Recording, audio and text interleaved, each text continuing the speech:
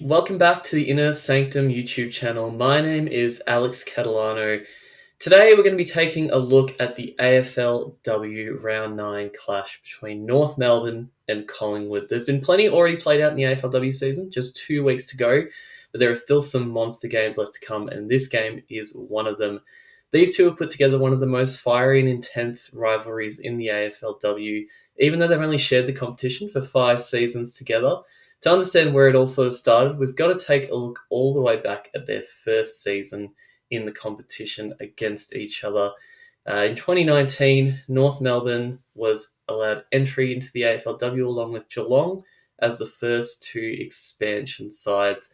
They made a pretty immediate impact at North. They nearly made finals in their first season, but there were a lot of critics of the Roos in that first season, mainly because of the way they went about their entry into the competition. I would say there was a bit of a view amongst pundits, amongst fans, even amongst some within the industry still to this day, that the way that the AFL approached the expansion of the competition was to the disadvantage of the already established teams, the teams that went out and got the original 8 licenses. And North Melbourne certainly didn't help that when they first came in. They annoyed Brisbane, they annoyed Fremantle, they certainly annoyed Collingwood as well. When they took Jeff Duff and Jazzy Garner, Mo Hope and Emma King as a part of their inaugural team. That team was very much built off the talent from other clubs. The Bulldogs had a few players taken as well: Emma Carney, Kate Gillespie-Jones, Jenna Bruton. But Collingwood always seemed to be the ones that stuck most hard to holding on to the wounds of the past, I would say. The two clubs have only done one trade since that inaugural year of 2019. Doesn't seem to be a lot of love between them. The first time they faced off was at Marvel Stadium. A pretty strong crowd, 10,000 people showed in. The Roos had built up a lot of excitement after winning their first few games and were really looking like a team that was going to make a lot of an impact early on into their life in the AFLW. And they certainly showed it in this one. They got the upper hand and won by 22 points. Emma Carney and Britt Benici came into this game too with a bit of history. They had a pretty big stoush the year before when Carney was still at the Bulldogs. They got into a bit of biff throughout the game. But I think what even drove that stake even further into the heart of Collingwood fans was Mo Hope and Jazzy Garner kicking 3 goals between them. Emma King had a bit of an incident with their ruck as well. Eliza Haynes left her winded after copping a big knee in the ruck contest. But it was sort of the story of the Pies year out of this match. It was one of their worst years in their history in the competition. They finished dead last at the bottom of their conference when those conferences were still a thing. And it was really, really poor showing for them across the whole year. I think what didn't help them with these feelings towards North Melbourne was that part of that was definitely over the fact that they lost players to North Melbourne. They really struggled to score in 2019, the Pies. They were the second lowest scoring team in the competition, and part of that was because they lost Garner and King and Hope as well, who were delivering a lot of their goals. Jess Duffin was still a forward at this point too. A lot of their forward line had really been taken away from, and a young woman by the name of Chloe Malloy was still an up-and-comer. She was obviously going to be a generational talent, but she was still very, very young and wasn't going to be winning games off her own back. So that's where it all sort of started back in 2019. We look ahead to 2020, and this is sort of where this rivalry really started to kick off. Obviously, this season was the one that was shortened due to COVID-19. It was supposed to be a 9-round season. It was cut back to just 6 because the AFL made the decision to really get the season done. Tried to get finals out of the way. Obviously, we know how it ended. There was no grand final to be seen. Even the prelims were cut short. But this did mean that North and Collingwood were scheduled to face off against each other in the semi-final. After being 2 of the stronger teams of the season. North, of course, as everybody knows, this is a year that North fans absolutely rue and regret because this was a year that they were well on track for the grand final. They'd lost just 1 game in this season. They looked like the team to beat alongside Fremantle, and everybody sort of saw that as the inevitable grand final matchup. It was those two jostling for the top of the ladder, really, for who was going to be the team to host the granny. But you look at the likes of Ash Riddell, she was really breaking out in this year as a genuine star in the midfield. Garner had just earned her 2nd All-Australian, so she was clearly a star of the competition too. And on the Pies end, they just bounced back from their down season. They were looking like a real threat come finals time again. Sarah Rowe had come over from Ireland the year before. She hadn't done too much yet, but this year was where she really looked like she was going to become a dominant force in the midfield. Britt Benici became a fully formed player in this season as well. Really looked to be one of the top midfielders of the comp. Bree Davey has just made the move over from Carlton, and Chloe Malloy, after a really bright first season, out injured all in 2019, and she's come back this year and starting to really look like the player that those expectations that were put on her in her draft year sort of seemed like she was going to be. It was a hugely tense game, just single digits in it at quarter time. Collingwood came out hard in that second term, and they kicked 3 goals to lead at the half time. The game swings again at three-quarter time. These are the kinds of games these two teams have played off against each other in their history in the competition. These are games that are swinging back and forth, momentum's going everywhere. And of course, the Roos managed to lead again. They're up at three-quarter time.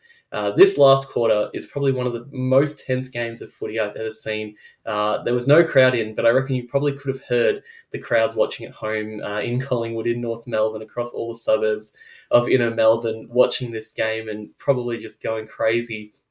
It was one of the games of the season, undoubtedly one of the best games the AFLW's ever seen. But even this last quarter, both teams were still kicking goals. It was tense, it was defensive. The Pies were peppering the whole last 5 minutes. They couldn't get on the board again. They managed to kick a goal back, but they were still behind. Of course, who else? The ball is cleared off the half-back line. It looks like it's going to be a forward entry for the Pies. There's 15 seconds to go, and guess who is under the ball marking it to save the game? It is Jazzy Garner, former Collingwood player, former Collingwood star, on her way to her second All-Australian blazer. And the Pies drop the game. The Roos hold on to win. And history is made in this game. I couldn't really describe it in any other way other than history. This is the game that really sparked this rivalry between these two teams. It was obvious there was no love between Collingwood and North Melbourne after this game. If there hadn't been already when they stole 4 of their best players, there certainly wasn't anymore now. It went up another gear in the off-season as well.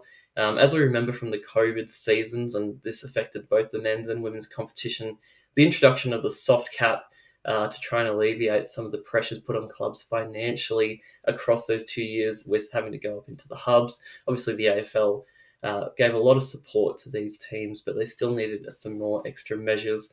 But it meant that North Melbourne restructured their AFLW football department. It saw their coach of their first 2 seasons, Scott Gowans, unfortunately given the sack.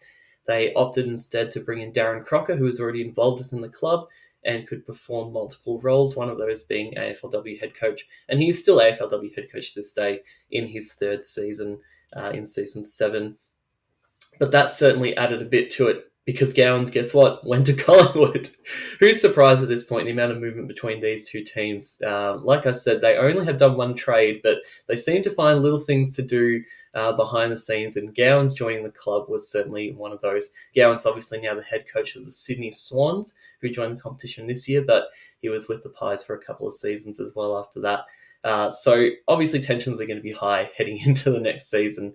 They met again at Marvel Stadium in 2021. I went to this one. This was the first game between these two that I saw live.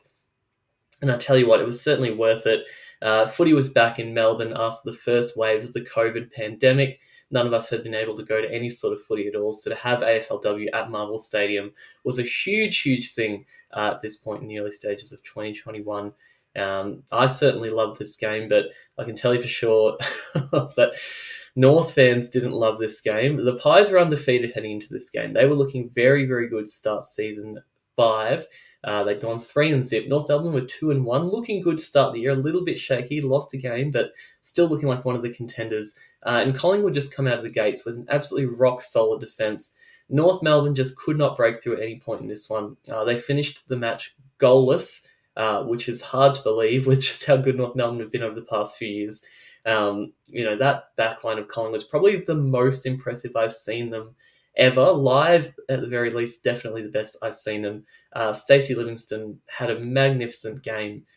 She was just outstanding in this one. I remember the first time I saw her play really in detail. It was the 2019 VFLW Grand Final, where she was playing for Collingwood. And she was just unstoppable. And she was unstoppable just as much as she was in that game in this game. She had 16 disposals and 8 marks. She was absolutely ridiculous. Ruby Schleicher, who at this point was starting to really make a name for herself. You might know her now as the midfielder. She's moved into the midfield this year, but she made her name over the past 2 seasons before that as one of the best intercept marking players in the competition. She was elite in this game, as was a young Lauren Butler. Chloe Malloy mentioned before, she kicks 2, and the Pies get their first ever win over North Melbourne in 2021. Hard to believe that was the first time they'd beaten them, but it started a bit of a pattern for them where they were really, really going to win every single game they played against North Melbourne, because there was just that little bit extra on the line now after the qualifying final loss. Collingwood barely make a stumble on their way to finals. They just dropped games to Brisbane and Adelaide. This is probably the best the Pies have looked in their history in the AFLW. They're genuine flag contenders. North have a really strong second half of the season too. They only lose to the Lions. Fans are thinking that they might be back on for another year here. North Melbourne, and a genuine chance at the flag again as well. Unfortunately, these two don't manage to crack the top 2. Who else? Adelaide and Brisbane are right up there again. And these two are fighting off once again in a qualifying final, this time at Victoria Park. Last time it was at Princess Park. It was a neutral venue, but the Pies win hosting rights for this one. And they come out of the gates. They're at Vic Park. They're at their home. They want to win this one without a doubt. They go absolutely insane in the first quarter. They kick 3 goals to 1.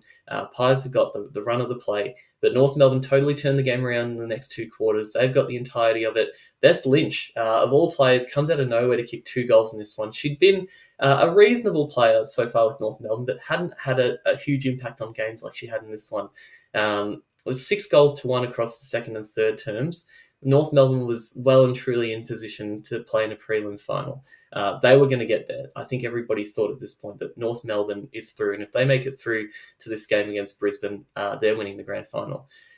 That did not happen. The Pies switched back on in the final term. Bree Davey absolutely comes to life, as she did so many times in that 2021 season. Mind you, the season where she won the league best and fairest along with Kiara Bowers from Fremantle. She goes off. They kick 3 goals in the final term. A youngster by the name of Tani Brown and Kirsty Stratton as well, the unlikely heroes, kick a goal each in the final term. And it's absolute heartbreak for North Melbourne out of this game. I don't think I've seen a team more dejected than North after losing this one. It was across the Easter weekend in 2021. I remember it fondly, listening to it on the way to a holiday house with the family over the Easter weekend, and saw the last quarter and could not believe my eyes, honestly. It sounded like North had total control of this game, and it just added another brilliant chapter into it. Another final decided by less than a goal between North Melbourne and Collingwood. If that's not the sparks of a rivalry, I don't know what is, because these two were well and truly on their way to building something great here. 2022 rolls around. We're starting to finally get back to a little bit of normalcy. Or so we thought. The season didn't end up playing out that way necessarily. A lot of teams had games where they were affected by COVID, and many people remember the Western Bulldogs having to play, I think it was 6 games in a month, 6 or 7 games in the span of about 31 days. Ridiculous things like that. Freo were pretty affected. Gold Coast got affected at times as well. We saw games get rescheduled. Matchups get rescheduled entirely as well. Before the season started, Collingwood made North Melbourne made another little sneaky move, plucking Jasmine Ferguson out of Collingwood's VFLW team. She'd been named in the VFLW Team of the Year for 2021, an elite key defender. North Melbourne were in need of another one. They identified her and they picked her straight up. Sure, Collingwood would have loved her. Don't know if they had the room for her in their AFLW backline, but just another one, another little needle, another little prick along that rivalry that these two have built across the past 4 years. This match was probably the most fiery one in terms of the media surrounding it. I don't know if many people remember the lead up to this game, but this was the one where Chloe Malloy made some comments before the game in an interview where she said that she had been loyal to the club, and a few people had left North Melbourne, obviously, for Collingwood, and we know who that's referring to, as we've discussed in this video so far. So a couple that maybe weren't rubbing the Pies girls the right way that had made their way over to North Melbourne. It was sort of a different form line coming into this one. North Melbourne came to this game super hot on 4 wins straight. Collingwood have gone 2-2 in that time. They're still fighting for finals. They've got to win at least a couple of their last few games if they want to still make that top 6. The Bulldogs are pushing. They had to play the Bulldogs a few weeks later. It was very much season on the line kind of stuff. First time they're meeting in Hobart as well. North Melbourne are still undefeated at this point in Tasmania, and they want to keep that record. And you know what? They did exactly that. Collingwood never looked in this game whatsoever. Kicked just a goal to three-quarter time. Jazzy Garner puts another stake through the hearts of Collingwood supporters, kicks 3, has 26 touches. She was absolutely massive in this game. And North, after this game, they're looking at the top 2. They're looking at, top spot even. They're very capable of it at this point. But they dropped their final 2 games. The Pies managed to lock in finals with a win over the Bulldogs before both sides go on to lose their respective elimination finals. So neither of them, unfortunately, were able to make an impact on finals this season. Pies lost to Brisbane, a pretty solid margin in the end. They had a lot of their own issues with COVID leading up to the game. They had sudden, unexpected unavailabilities across the week. And if you haven't watched the Fearless documentary in the AFLW, I highly recommend that because that gives a great insight to what that week was like. And just generally at Collingwood across that year as well. Such a unique season to follow along in the AFLW. North Melbourne also dropped their game pretty convincingly to Freo. So these two, they're heading into season 7 with a lot to prove, not just to their fans, to the rest of the league, but I think to themselves. They probably both wanted to be playing prelim finals last season, and they were probably capable of it too. Collingwood obviously had circumstances out of their control, but North Melbourne, it really just came down to their own fault, really. And to their credit, they've sort of turned it around this year. One of the big criticisms of North Melbourne, I think, over the past couple of seasons, since their 2020 season, is that they haven't been able to keep up with the very best in the competition. That's happened again this year. They lost games that they probably could have won against the very, very best.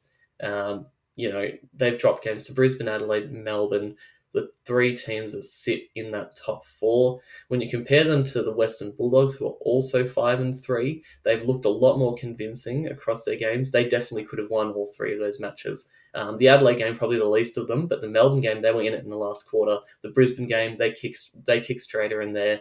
They're winning that one, and they're sitting 6-2 instead of 5-3, even 7-1 like Collingwood are. Collingwood come into the game this year with extreme form, 7-1. They've only lost a single game, the Pies, which is pretty amazing to think about. This is actually their best year in the AFLW so far.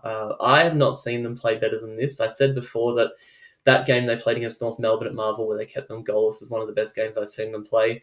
Well, the defensive line of Collingwood this year has just been even better. They've been the best defensive team across season 7. They're averaging just 16.5 points against.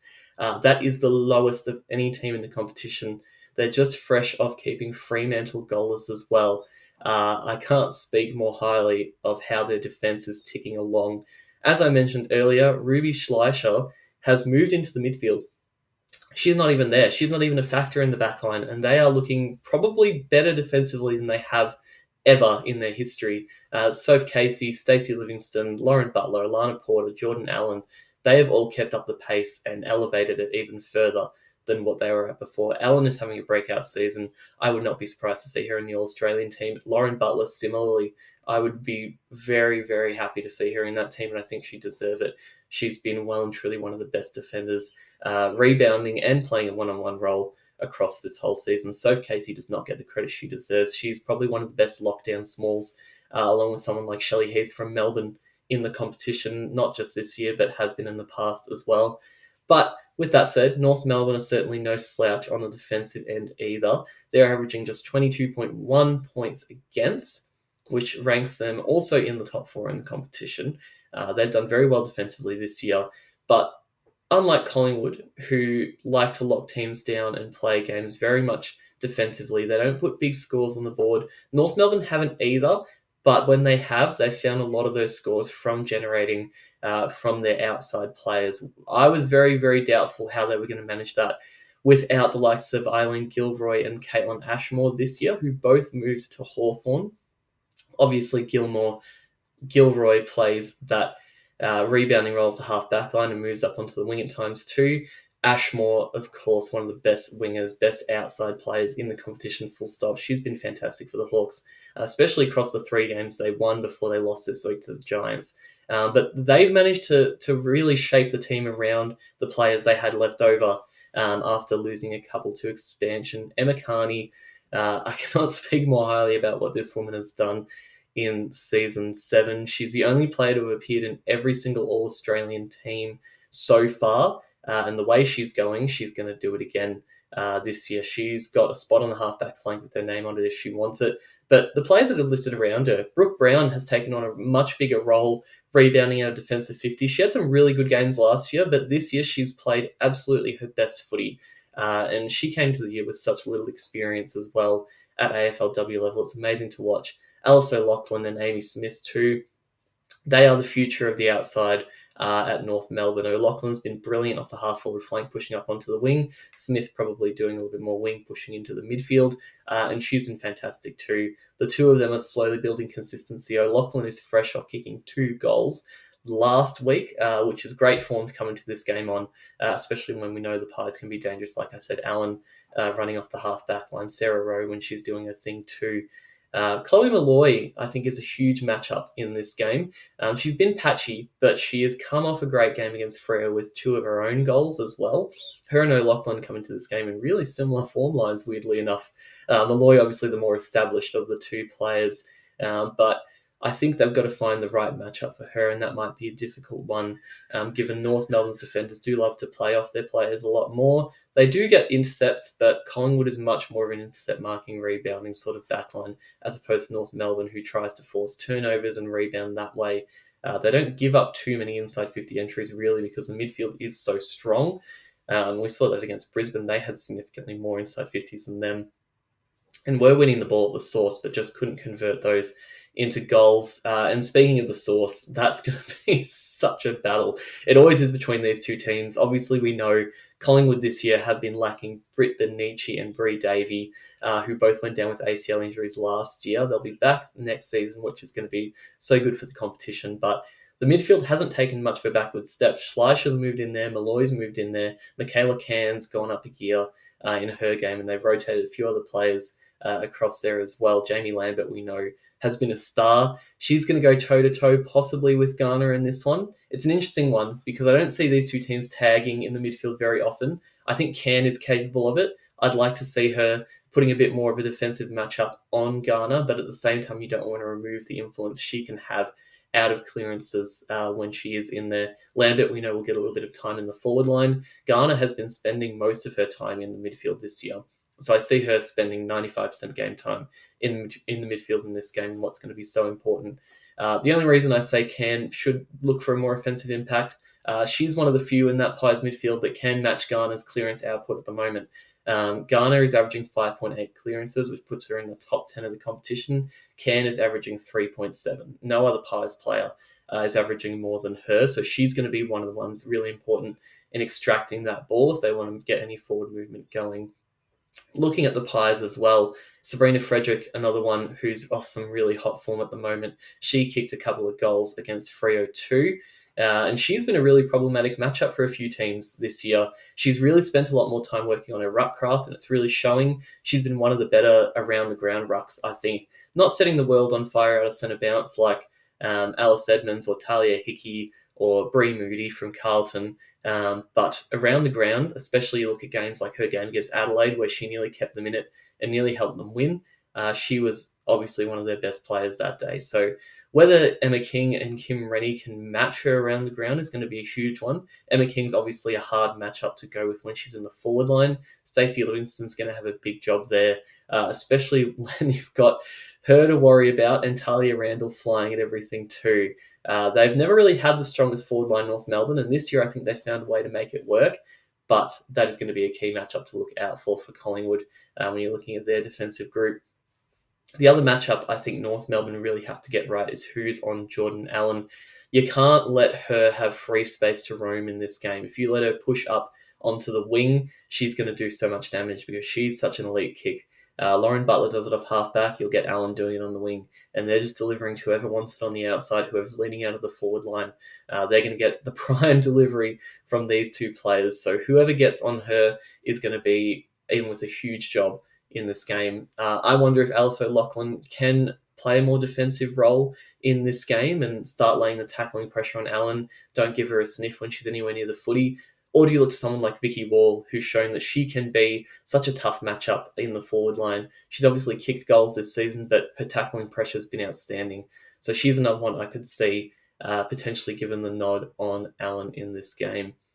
With all that said, it's going to be a cracking game between North Melbourne and Collingwood. These two always put up good matches, and I hope you've gotten a little bit of a look into the rivalry between these two sides ahead of this brilliant round 9 matchup. Make sure you head to the Inner Sanctum website if you want to get around all of our sporting stories, all things Australian sport we cover over there. That's theinnersanctum.com.au, and of course all our social channels too if you want to follow along so you know when new stories, videos, podcasts are out. Thank you for listening and enjoy this weekend of AFLW footy.